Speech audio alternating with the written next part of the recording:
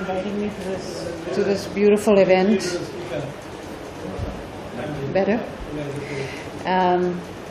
It would make my father so happy to see that he is being remembered in this way.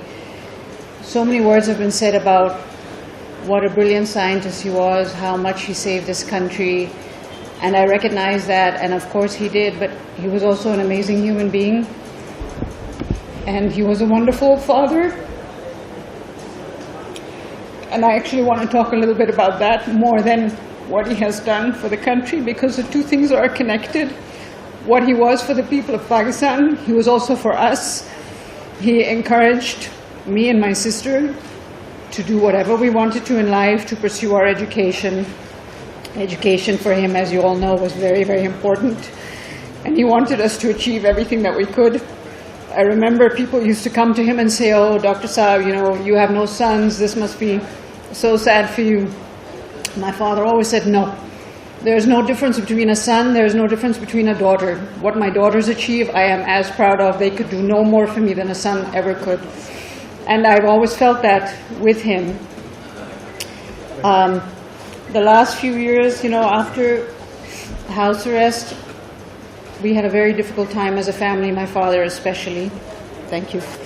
And the love of the people of Pakistan is what kept him going. I said before in at another event that when my father was hospitalized in Karachi in 2006, he was not allowed to meet anybody, he was not allowed to see anybody.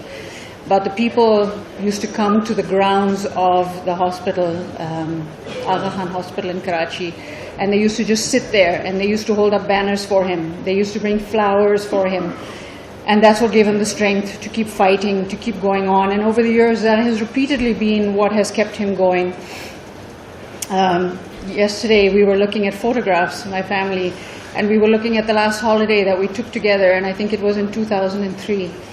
And we never realized it would be the last holiday that we would be allowed to take together.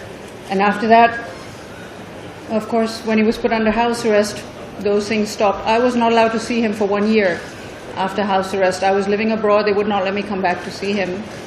My sister was not allowed to see him for weeks, even though she lived in Islamabad. I think those were regrets that my father had, that he had so many projects he still wanted to carry on, so much humanitarian work. He got involved in setting up the Dr. Aq Khan Hospital Trust in Lahore, which we are, inshallah, going to carry on in his name. But he did so many projects and he helped so many people.